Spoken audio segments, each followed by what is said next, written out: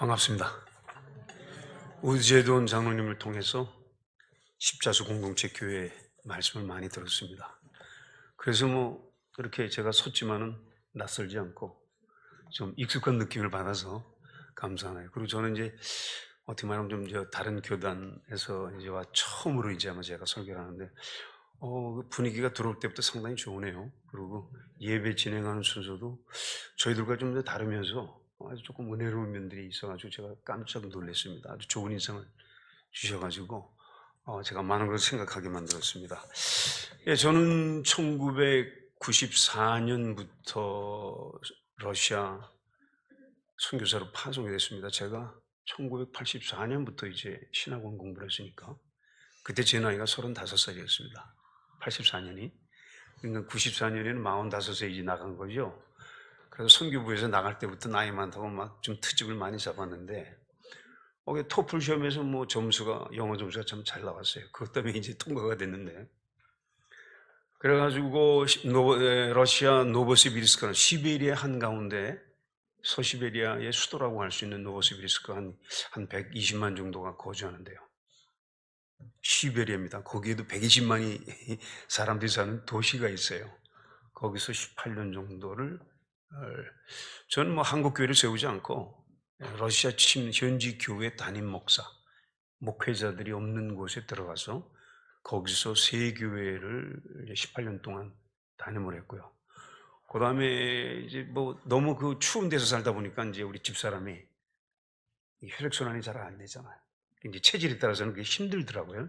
저 같은 경우는 이제 열이 많아서 잘 버텼는데, 이게 이제 혈액순환이 잘 안 되니까 이제 근무력증이 생겨가지고 쓰러지고 거의 걷질 못하는 정도가 돼가지고, 아유, 이 마누라 살리는 게 더 급선무다 해서, 그래서 그 소치라고 그 하계 올림픽 열리는 데서 장소에서 멀지 않은 안아파예요. 안아파라는 도시에서 8년 동안 거기서도 이제 현지교회, 침례교회 현지교회를 이제 또 목회자 문에서 사역을 했습니다. 그러다가 한 23년을 이제 러시아에서 있다 보니까는 이제는 러시아를 떠나고 싶더라고요. 그래가지고 어디로 갈까 했더니 그 당시 때 구소련 시대에 그 러시아계 유대인들이 이스라엘에 참 많이 이주를 했어요. 특히 우크라이나 지역에서. 그래서 그쪽으로 가서 연장 사역을 해야 되겠다 그래가지고 이제 총회 선교부에 얘기했더니 연장 사역이 되는 거예요. 나라는 다르지만. 왜냐하면 러시아 말로 거리에서도 러시아 말하면 통할 정도입니다. 이스라엘에서. 그러니까 이제 연장 사역 차원에서 허락을 받아가지고 그것도 이스라엘에서는 8년 동안 있으면서 그 주재를 했고요. 그래가지고 제가 만 75세, 이 교회도 75까지 항존직은 이제 일할 수 있다고 그러는데, 재작년에 이제 제가 이제 은퇴를 해가지고. 제 나이가 지금 어느덧 77인데, 거진 80이 돼가잖아요. 근데 저 아직도 젊죠? 예. 러시아 시베리아는 연말 연초 되면은 영하 50도까지 떨어집니다. 그러니까 완전히 여기 창고에 뭡니까? 냉동실인가? 냉장실인가? 거기에 이제 온도인데, 그 속에서 사람들이 어떻게 사나? 그러고 저도 이제 굉장히 의심스러운데, 아까 말한 대로 노보시비리스크는 120만 정도 되는 인구가 사니까. 사는 방법이 있으니까 사는 거죠, 사람들이. 근데 제가 살아보니까 이게 추울수록 체감 온도가 없어요. 근데 우스르스키 김건수 선교사가 사역하는 우스르스키 그쪽은 극동 쪽은요, 바람이 엄청나게 붑니다. 겨울에도. 그러니까 체감 온도가 온도는 영하 25도라도 체감 온도는 30도, 35도가 되죠. 근데 저희들은 온도가 25도, 평균 영하 25도죠. 그런데도 체감 온도가 없어요. 왜냐하면 바람이 안 부니, 위아래로만 부니까. 옆으로 부는 바람이 없어요. 적도하고 똑같아요. 그러다 보니까 털 코트만 딱 입으면, 여기 목서부터 발목까지 온 코트만 딱 입어버리면 속에서는 체온이죠. 바깥에서는 영하 25도, 30도가 되는 거예요. 아무렇지도 않아요. 처음에 갔더니 여자 한 분이 아파트에 있다가 이제 나갈 일이 있어서 나가는데, 대충 입고 그냥 코트만 고치고 나가더라고요. 처음에 놀랬죠. 근데 보니까, 체감 온도가 없어요. 그래가지고, 그렇게 살았습니다. 이제 외국에서 선교 사역을 하다 보니까 저 같은 경우는 이제 장로교 이제 출신 선교사인데 러시아에서는 이제 침례 교단에서 사역을 했는데 침례 교단은 웨슬리안 계통입니다. 그러니까 이제 뭐 장로교회는 이제 칼빈주의적이고 이게 이제 러시아 침례교회는 이제 웨슬리안적인 게 서로 사실 교리적으로는 좀 반대거든요. 그런 데서 사역을 하면서 그 한국 교회와 러시아 교회를 비교하고 대조하면서 선교 사역하면서 깨닫는 게 참 너무나 많았어요. 양쪽 교단의 장단점이 보이는 거예요. 그러다 보니까 이제 오늘 같이 좀 선교 보고로 그냥 쫙 다 떼었으면 좋겠는데 오늘 같은 거 좀 그 신앙적인 그 주제로 말씀을 전하고 싶은 그런 마음이 많이 생기죠. 왜냐하면 비교와 대조를 통해서 깨닫는 바가 있으니까 이런 거를 좀 말씀드려야 되지 않느냐. 그러니까 오늘 설교도 선교의 연장 차원에서 들으시면 좋겠습니다. 예, 제목이 애국과 다른 가나안. 우리 신약시대 성도님들은 예수님 믿고 구원받았을 때에 그냥 모든 게 다 영적으로 마음의 차원에서 다 이루어지니까 직접적으로 이 몸으로 체험하는 게 없어요. 그죠? 마음으로 체험하면 물론 처음에는 영적으로 체험하시고 그 영적인 체험이 이제 마음으로 전달되면서 이제 삶으로 이제 가는 거지. 그러면서 이제 그 변화가 일어나는데 이제 굉장히 이제 서서히 일어나죠. 그러다 보니까 신약 시대의 그 신앙인들이 예수님 믿습니다 그렇지만은 이게 영적인 체험이 급격하게 오질 않으니까 아주 삶의 변화가 급격하게 뭐 사람에 따라서 이제 변화가 빨리 일어나는 사람도 있지만 사실 서서히 저 같은 경우는 뭐 그냥 60년 이상 믿었지만은 제 신앙 성장 과정이 굉장히 느렸거든요. 그게 그거죠. 직접적으로 예수님 믿습니다 했을 때에 직접적으로 몸으로 체험하는 바가 이게 없어요. 다 영적으로 느끼고 마음으로 느끼니까. 그 안에서 다 이루어지니 주관적으로 이루어지니 개인적으로 이루어지니까. 근데 가만히 보세요. 구약시대로 딱 가보세요. 이스라엘이 애굽에서 430년 동안 종로로 됐잖아요. 그죠? 애굽의 종로. 자기 땅 한편도 거기서는 시민이 아니에요. 종이죠. 노예로 살았던 겁니다. 그러다가 모세를 보내서 하나님께서 출애굽 사건을 일으켰죠. 그 출애굽 사건이 오늘날 신약식 성경으로 말하면 그래 구속 사건이에요. 바로. 그리고 광야 40년 살았고요. 그다음에 가나안의 정복 전쟁을 통해서 가나안에서 기업을 얻. 이게 출애굽한 이스라엘은요. 구속받는 그 순간서부터 가나안 땅에 정착하기까지 삶에서 다 역사적으로 전개가 되는 거예요. 피부로 느껴요, 안 느껴요? 하나님의 은총을 피부로 느낄까요, 안 느낄까요? 느끼면서 신앙생활을 사는 거예요. 그걸 조금 더 요약해서 말씀드리자면 구약시대 때 이스라엘은 장소의 이전을 통해서 하나님의 구속의 은총을 직접적으로 체험을 한 겁니다. 그래요, 안 그래요? 근데 이 신약시대는 그냥 앉아 예수님 믿습니다. 그러면 이게 영적으로 정신적으로 차원에서 내 안에서 다 이루어지는 게 그 장소적인 이 장소 이전 구약시대 때 그 장소 이전의 그 체험이 그 안에서 주관적으로 개인적으로 영적으로 마음으로 일어나니까 이 체험하는 바가 없어요. 근데 이스라엘 사람들은 실질적으로 애굽에서 430년 노예 삶을 살았잖아요. 그러니까 출애굽 순간서부터 그 가나안 땅에 들어간다는 그 느낌, 야 우리가 여기서 떠나서 가나안 땅, 그 느낌이요. 우리가 느끼는 거 이상해. 직접적으로 와닿는 거죠. 야 이제 우리 노예에서 이제 해방돼가지고 어디 우리 땅을 가지고 이제 우리가 마음대로 자유심히 하나님 백성으로 살 수 있는 가나안 땅으로 간다는 이게 굉장히 몸으로 와닿죠. 그렇죠? 근데 이제 문제는 애굽에서 430년 동안 노예 삶을 살고 자기 땅이 없이 살다 보니까 이 사람들 소원이 뭐게? 내 나라, 내 땅에서 내 마음대로 내 기업을 일구면서 살고 싶다는 그 꿈이 그게 자유시민의 모습이에요. 그렇지 않겠어요? 근데 그것이 이미 모세, 아브라함, 이스라엘 조상 아브라함 당시 때부터 이미 약속은 주어졌거든요. 그러니까 그 가나안 땅은 그들에게 이제 출애굽 사건 그 순간서부터 가나안 땅은 그들에게는 약속의 땅이 되는 거죠. 아, 우리는 그곳에 가서 살아야 돼.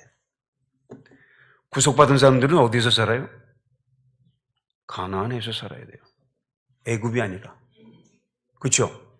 장소의 이전이 구속의 의미를 전달해 주는 거죠. 근데 애굽과 가나안의 사이의 차이는 너무나도 큽니다. 애굽에서는 노예였지만 가나안에서는 하나님의 자유로운 백성이라는 신분으로 사는 거죠. 이건 뭐 100% 완전히 다른 삶이죠. 또다시 구약식으로 말합니다. 이스라엘은 어디서 살아야 됩니까? 가나안에서 살아야 돼요. 다른 데서 살면 안 돼요. 애굽인은 어디서 살아야 돼요? 애굽에서만 살아야 되는 겁니다. 이스라엘 너가 구속받았어? 출애굽 사건 통해 구속의 은총을 받았어? 그러면 애굽이 아니라 어디요? 가나안에서 살아야 됩니다. 그런 그 뉘앙스, 그런 의미, 그런 내용이 신약시대 성도들에게 어떻게 돼요? 그거를 마음으로 깨달으셔야 돼요. 왜? 구약에서 그 역사로 그림으로 보여준 그 생생하게 보여준 그 내용이 이제는 예수님 믿는 그 순간서부터 그런 식으로 자기가 받아들이면서 그걸 영적인 구속의 의미를 깨달으셔야 돼요. 그랬을 때 어떻게 될까요? 여러분의 신앙 삶의 자세는 좀 더 구체적으로 변화가 일어나는 거죠. 근데 그런 거 없으니까 그냥 믿었습니다. 근데 그게 무슨 차이? 믿기 전에 믿고 난 이후 차이가 뭐야? 이게 실제로 느껴지지 않는데 구약 성경에서 그것을 보여줬다 이게 그림으로 역사로 생생하게 보여줬다. 그 의미를 그렇게 받아들이면서 예수를 믿고 구속 후에 신앙 삶을 살아야 된다는 거죠. 우리는 영적 심지어 이제 신약 시대 때는 성도들이 이 세상에 살아요. 대한민국에 살아요. 예수를 믿고 나서 대한민국에 살다가 어떤 미국이나 어디로 이주하듯이 뻥 가는 그런 체험이 없어요. 그러나 그 영적으로 또는 정신적으로 어떻게 그런 의미를 가지고 내가 비록 이 세상에 살지만 나는 구약시대로 말하면 가나안에 사는 이스라엘 백성이다. 그런 느낌을 가지고 살아야 합니다. 그런데 이제 여기 또 문제가 하나 발생됩니다. 애굽에서 430년 동안 노예 삶 살고 그 다음에 광야 삶 40년 동안 살다 보니까 약속의 땅 가나안 땅은요 이스라엘에게는 뭐예요? 와, 족과 꿀이 흐르는 복락의 땅이에요. 상상, 그렇게 꿈이 그렇게 그려진 게 그렇게 상상이 되는 거예요. 저절로. 이야, 그곳에 가면 하나님도 그렇게 얘기했거든요. 약속의 땅인데 족과 꿀이 흐르는 가나안 땅이라고 딱 복락의 땅이라고 하나님께서도 얘기를 했거든요. 그러니까는 출애굽 순간서부터 광야 40년 살면서 그들이 그 가나안 땅이던 그 그림은요, 엄청나게 낙관적이고 긍정적이고 아름답고 너무나 화려하고 너무나도 영광스럽고 좋은 거예요. 그런 꿈을 가지고 이제 출애굽 사건을 경험하는 겁니다. 근데 오늘 본문의 말씀이 어디에서 기록됐냐면 요단강 건너편 모압 평지에서 가나안 정복전이 일어나기 바로 직전 거기 진을 치고 있었지 않습니까? 200만이. 그 요단강 건너편 모압 평지입니다. 거기에서 딱 주저하고 있을 때 모세가 가나안 땅을 보면서 이스라엘의 미래를 내다보게 되는 겁니다. 그때 모세에게는 어떤 생각이 들어갔을까요? 두 가지 서로 상반된 생각이 나는 거예요. 어떤 생각일까요? 출애굽 순간서부터 광야 삶 40년 동안에 그 출애굽한 이스라엘, 구속받은 이스라엘의 신앙 삶의 내용을 보니까 긍정적일까요? 부정적일까요? 예? 여러분도 어떻게 생각하세요? 부정적이야. 가는 곳마다 불순종. 전적으로 출애굽한 하나님, 출애굽을 시켜준 여호와 하나님을 전적으로 신뢰하는 신앙 삶을 살지 않고 가는 곳마다 그런 그 엄청난 그 기적과 이사를 체험했음에도 불구하고 문제가 생길 때마다 불순종을 해요. 그러니까 모세가 그 과거의 그 이스라엘의 그 신앙 삶의 전력을 보니까 쟤네들이 가나안 땅을 정복한 후에 살 때도 그거 뭐 달라지겠어? 똑같지. 여기서 저희들 자신에게 적용시켜서 느껴지는 바가 있으세요? 여러분들 구원받고 난 이후에 신앙생활 원더풀하게, 놀랍게, 완벽하게 신앙생활을 살았습니까? 제 자신도 가만히 보면요, 신앙생활을 살았다 하더라도 사실 부끄러운 점이 많아요. 그죠? 우리가 솔직히 털어놓지 않아서 그렇지, 사실 하나님 앞에서 털어놓는다면 부끄러운 점이, 낯뜨거운 게 굉장히 많죠. 그러니까 모세가 이제 지도자로서 딱 보니까 걱정이 되는 거예요. 저거 가나안을 정복한 후에도 저 불순종한 이스라엘 가나안 땅에서 장수하지 못하겠다. 저런 식으로 가면 복락의 땅에 들어가서 멸망을 당한다는, 애굽에서 멸망당하는 게 아니고 복락의 땅에 들어가서, 약속의 땅에 들어가서 멸망당할 것이다. 그게 걱정이 되는 거예요. 그렇죠? 그러니까 모세가요, 그 가나안 땅에 대한 이미지, 그 내용을 완전히 부정적으로 바꿔치게 해줍니다. 야, 너희들이 앞으로 들어가서 살 가나안 땅은 애굽 땅과 같지 않아! 이거 사실 어떻게 말하면 참 충격적인 거예요. 저도 언젠가 이 본문 말씀을 연구하는 가운데 충격을 먹었죠. 왜냐하면 예수님 믿으면 잘 먹고 잘 산다. 일단 1차적으로 그렇게 복음이 전파되는 거예요. 그죠? 형통만 있다. 만사형통, 번영, 성공, 하여튼 잘 먹고 잘 산다. 그런 식으로, 복음이 그런 식으로만 전파되니까 굉장히 예수님 믿으면 좋은 것이 너무나 우리에게 많이 온다는 그런 것이 우리 머릿속에 꽉 차 있는 거예요. 그리고 우리 기도할 때 헌금하고 예배드리고 그 모든 목적이 다 거기 있어요.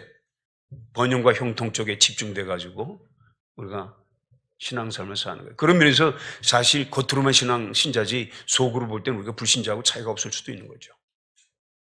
그게 모세는 걱정이 되는 거예요. 그러니까 충격을 줘야 되게 되는 거죠. 그래서 가나안 땅에 대한 비관적인 면을 얘기를 합니다. 그럼 가나안 땅은 어떻게 애굽과 다르죠? 첫 번째, 가나안은요, 출애굽한 이스라엘만 들어가서 사는 곳이에요. 뭐죠? 구속받은 하나님의 백성들만. 그 면에서 가나안 땅은 애굽과 완전히 100% 다릅니다. 그 내용을 그대로 우리가 신약시대 우리 자신에게 그대로 적용시켜야 돼. 내가 비록 지금 현재 겉으로는 대한민국 시민으로 살지만 영적으로는 어떻게 돼요? 여러분들 신분이 완전히 다릅니다. 그거를 철저하게 깨달으셔야 돼요. 구약성경에서 우리가 그림으로 보여준 그런 의미로 여러분 자신을 생각하셔야 됩니다. 그러면 구속받은 나는 구약시대 때 이스라엘이 가나안 땅에 사는 것처럼 신약시대 때에도 구속받은 나로서 가나안 땅, 눈에 보이지 않지만 그 가나안 땅이 있는 거예요. 우리에게 하나님이 약속한 가나안 땅이 그게 있는 거예요. 눈에 안 보일 뿐에 그 안에 나는 살고 있다. 그 안에서 뭐예요? 나는 하나님 나라 백성답게 시민답게 살아야 돼. 그 의식이 구약성경의 그 그림이 가르쳐주는 구약성의 가르침대로 여러분들이 신약시대 때 그 구속의 그런 차원으로 받아들이고 깨달으셔야 돼. 그래야만 어떻게 될까요? 우리 삶이 구체적으로 바뀌는 겁니다. 그래서 어떻게 돼요? 예수님 믿었지만 불신자나 신자나 다르지를 않아.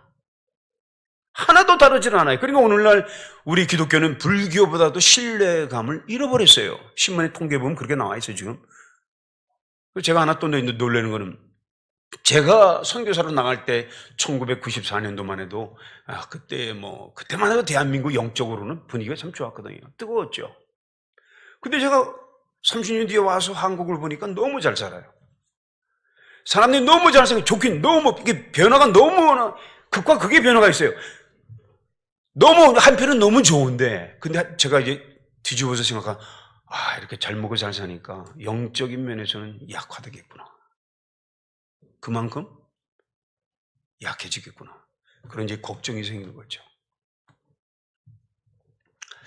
더군다나 복음이 기복적인 번영신앙 그런 식으로 복음이 전파되니까 더더군다나. 그러니까 어떤 면에서는 모세가 느낀 그 점을 저도 이제 느낀 겁니다. 이거 좀 경고를 줄 필요가 있다. 경고를 줘야 된다. 그게 오늘 같은 본문 말씀을 정한 거죠. 우리는 영적으로 가나안에 있는데 그 가나안은 이 세상, 우리 눈에 보이는 세상과 완전히 다르다. 어떻게 다르냐? 제가 말씀드렸어요. 구속받은 사람만 그 안에 들어가서 합니다. 그 영역이 있어요, 영역. 여러분들 저 구약시대 때 보면요, 그 가나안 땅을 벗어나면 어떻게 돼요? 하나님 나라 백성이 아니에요. 룻기 같은 거 보면은 기업을 팔고 모압 땅으로 갔잖아요. 그럼 완전히 하나님 나라 백성들을 포기하는 거예요. 근데 포기한 그 사람을 하나님이 다시 복구시켜줘. 그게 이제 견인의 은총이죠. 사실은 뭐 그것도 얘기하면 또 별도의 문제니까. 그런 문제가 있고 또 가나안 땅에 대한 그 내용을 우리가 오해를 하고 있단 말이에요. 정신 차리게 해줘야 되겠다. 그러면서 한 얘기가 뭐예요? 가나안 땅은 애굽 땅과 같지 않아. 애굽 땅은 어떤데요? 나일강이 있어가지고 매년 장마철이 되면은 비가 내려가지고 물이 풍성하니까 농사 지을 때요 발로 이렇게 뭡니까? 그 뭐라고 해요? 그렇게 다 하면은 쉽게 밭에 논에 물을 대면서 쉽게 농사를 짓고 엄청나게 항상 매년 풍성한 수확을 얻어요. 다시 말씀드린다면, 다른 말로 바꿔치기 해서 말씀드린다면, 사람 노력으로 얼마든지 잘 먹고 잘 살 수 있는 곳이 어디라고요? 애굽 땅입니다. 예? 야, 이스라엘, 너희들 그 애굽 땅처럼 가나안을 생각하지 마. 가나안 땅은 그렇지가 않아. 산과 골짜기 땅이야. 하늘에서 비를 내리면 담아두는 데가 없어. 그대로 우르르 쏟아져 넣어서 골짜기에 물이 고이는 것도 아니야. 골짜기가 땅 내린 물들을 그냥 땅속으로 흡수돼 버려. 애굽 땅이 아니야. 뒤집어 말하면 뭔지 아세요? 너희들이 농사 지을 때 하늘에서 적시에 비를 주지 않으면 수확을 약속받을 수 없다는 거죠. 가나안은 그런 곳이야. 애굽 땅이 아니야. 사실 이게 충격입니다. 우리는 예수님 믿으면 잘 먹고 살려고 들어갔는데 모세를 달리 외치니까 충격이죠. 저도 충격을 먹은 거예요. 왜냐하면 저도 여의도 순복음교회에서 신앙생활을 했습니다. 20년 넘게. 그러다가 이제 장로교로 이게 아니구나 그러고 이제 장로교로 넘어왔지만은 뭐 여러분 잘 아시잖아요. 여의도 순복음교회 어떤 교회인지 잘 아시잖아요. 뭐 대표적인 기복적 번영신학으로 꽉 찬 데죠. 잘 먹고 잘 사는 거. 근데 성경은 그렇게 말하는 게 아니구나. 가나안 땅은 애굽 땅이 아니야. 천수답 지역이에요. 제가 실제 이스라엘 살면서 느낀 건지 아세요? 시간은 너무 제한되네. 이스라엘 땅 가보니까요, 이스라엘 땅의 50%가 광야입니다. 네겝으로 광야. 그리고 나머지 한 30%는요, 산과 골짜기예요. 그리고 나머지 한 15%는지 20%만 옥토입니다. 근데 아브라함 때부터 출애굽한 이스라엘이 가나안 땅에 들어갈 때에 옥토 지역들은 이미 가나안 7족들이 점령하고 있었어요. 왜? 기름진 땅이니까. 그러니까 족장이나 이스라엘이나 그곳에 들어가면 어디서 살아야 돼요? 광야에서 살아야 돼요. 산악 지역에서 살아야 돼요. 그래서 성경 보면 하나님께서 아브라함이 거기 곳에 들어갈 때 발 붙일 곳이 없을 정도로 강한 원주민들이 기름진 옥토에 사니까 산악 지역에서 광야에서 유리방황하면서 살았다 이렇게 나오잖아요. 근데 참 재미있는 거는 아브라함은 그런 거를 다 느꼈는데도 하나님 버리지 않았어요. 그렇게 힘들게 사는데도 다시 뒤집어 말하면 유목민으로 살았어요. 유목민은 광야에서 삽니다. 기름진 옥토에서 사는 게 아니에요. 유목민으로 살아요. 근데도 불평불만 안 하고 끝까지 신앙을 지켰어요. 그게 참 신기하죠. 근데 제가요, 이제 이스라엘에 살아보니까 그 정도뿐만이 아닙니다. 이스라엘은요, 북쪽과 남쪽에는 애굽이라는 대제국이, 농업제국이 있고요. 메소포타미아 그쪽에는 또 바벨론, 아시리아 이래가지고 그 농경 대제국이 딱 위아래 딱 있으니까 한국하고 똑같아요. 위에는 중국, 밑에는 일본, 거기 껴있잖아요. 그런 그 대제국 사이에 낀 땅이에요. 그럼 어떻게 돼요? 애굽에서 제국이 이제 일어나가지고 부흥하게 되면 얘네들이 영토를 늘려야 되니까 북쪽에 있는 땅, 그 기름진 땅, 메소포타미아 기름진 땅을 차지해야 될 거 아닙니까? 글로 가기 위해서 어디로 지나가야 돼요? 가나안을 지나가야 돼요. 또 북쪽에서 대제국이 출현해요? 그럼 얘네들도 애굽으로 가려고 또 가나안 땅을 지나가게 돼 있어요. 그러니까 가나안 땅은요, 전쟁이 끊임없이 일어나는 지역이에요. 하나님 왜 그런 곳을 약속의 땅으로, 복락의 땅으로 약속했습니까? 이스라엘에게. 그걸 아시면서. 이거 충격 아니에요? 근데 하나님은 왜 복락의 땅으로 약속의 말씀 계시하셨어요? 왜 그런 곳을 기업으로 주겠다고 약속하신 겁니까? 이런 거 이미 알고 계시면서. 또한 문제가 또 어디 있어요? 이스라엘이 가나안을 정복했지만 블레셋 5 고을 그대로 남아 있었어요. 그 얘기 뭐예요? 내적으로 외적으로 대적으로 둘러싸여 있는 곳이 바로 뭐예요? 가나안이에요. 참 골치 아파요. 내가 생각해도 골치 아파요. 그런 곳을 약속의 땅으로 주겠다고 하나님은 아브라함 때부터 약속을 했어요. 그리고요, 이 기후적으로 봐도 참,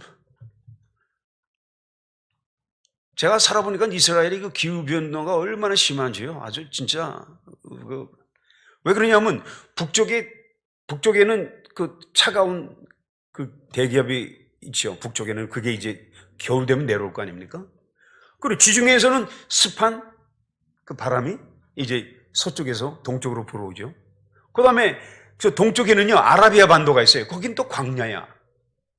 뜨거운 광야, 뜨거운 열사의 바람이 동쪽에서 또 가나안 땅으로 불어옵니다. 이 계절에 따라서 이제 변화가 생기는. 또 남쪽으로는 어떻게 돼요? 뜨거운 적도, 그 바람이 또 올라옵니다. 이 4가지, 그러니까 지구상에 존재하는 그 4가지 기후가 세계적으로 4종류로 구분돼. 그 4가지 기후가 가나안 땅에 몰려 있어요. 그것뿐인 줄 아세요? 가나안은요, 그 지진대인데 아프리카와 중동판의 이 판 지진대가 서로 만나는 교차 지역이니까 헬몬산 앞서도 요단강 앞서도 이게 부딪히는 장소예요. 이게 그 라인이. 그러다 보니까 이게 또 지진이 자주 일어나는데요. 출애굽 이후에 가나안 땅을 정복했지만 이스라엘에게는 내외적으로 또는 조용하게 행복하게 살 수 있는 그런 지역이 아니에요. 근데 하나님은 뭐라고 그래요? 젖과 꿀이 흐르는 땅으로 얘기를 합니다.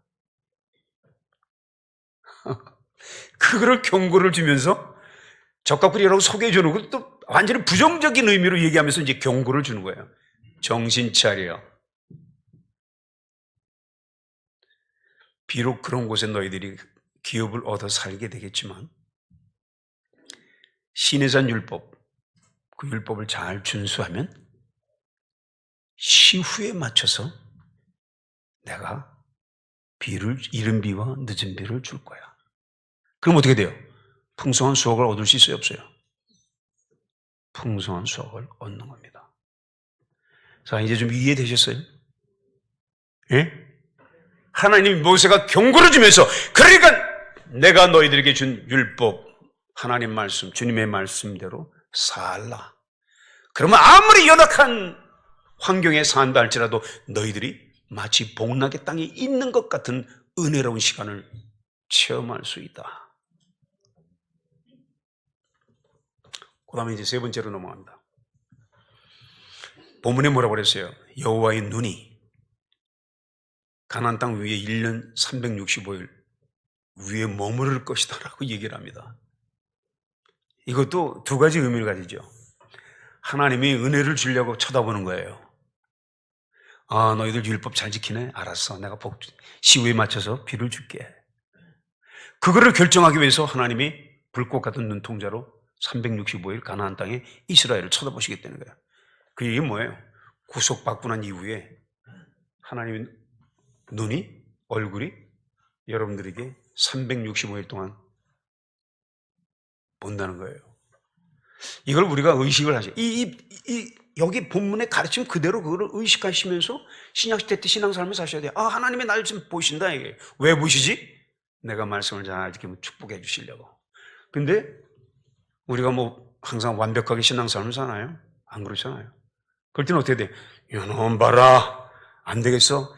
자꾸 고집을 부리고 이 죄가 쌓이고 쌓여요. 그래서 적당선 이 수준에서 넘어가면 어떻게 돼요? 하나님 그때 징계, 징벌을 내리는 거죠. 그렇죠?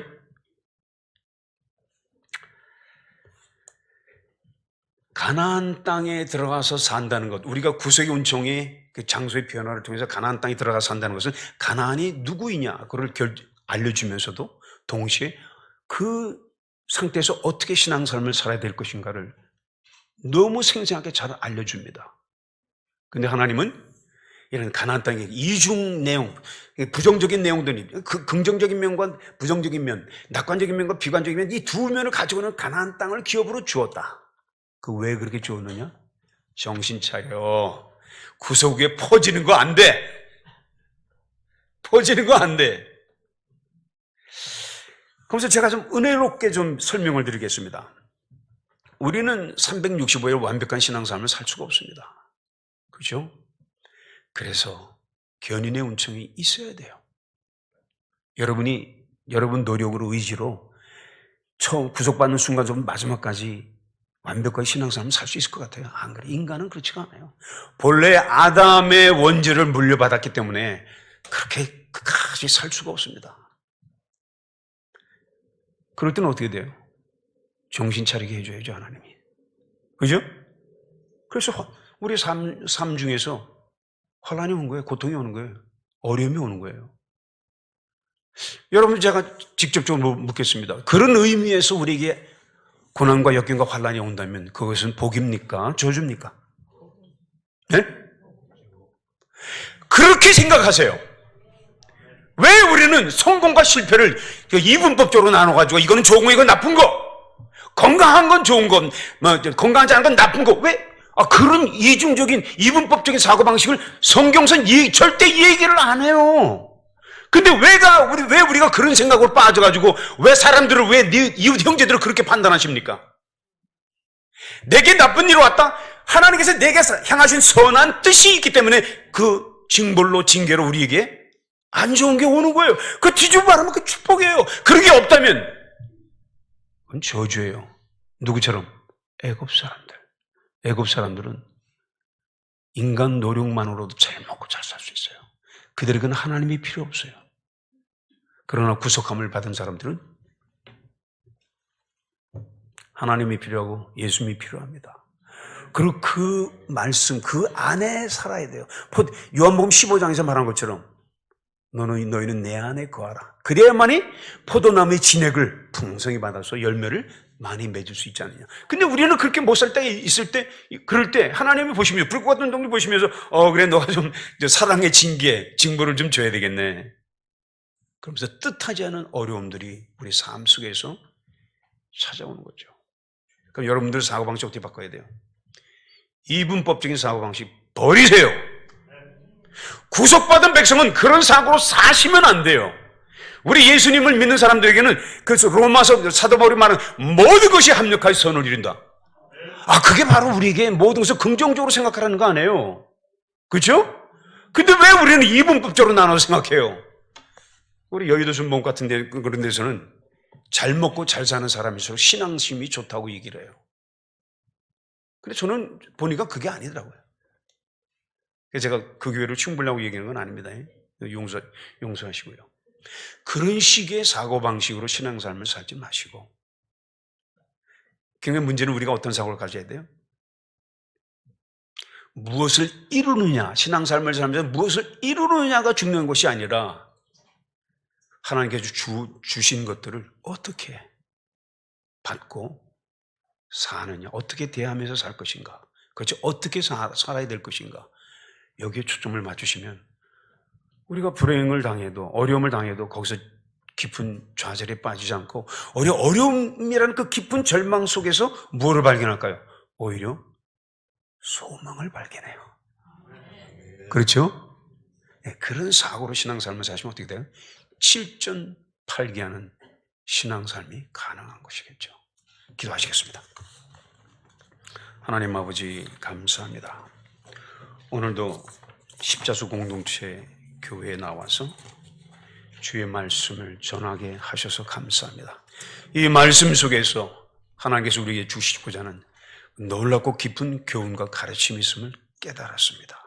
하나님이여, 구약 성경에서 그림처럼 생생하게 가르쳐주는 그 가르침과 교훈대로 신약시대 때의 성도 삶을 구체적으로 살아가는 저희들이 될 수 있도록 축복하여 주시고, 주님, 저희들은 부족합니다. 완벽하지 않습니다. 때로는 게으르고 나태합니다.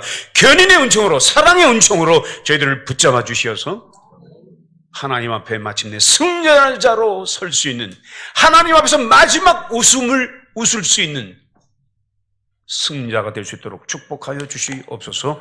예수님의 이름으로 기도드립나이다.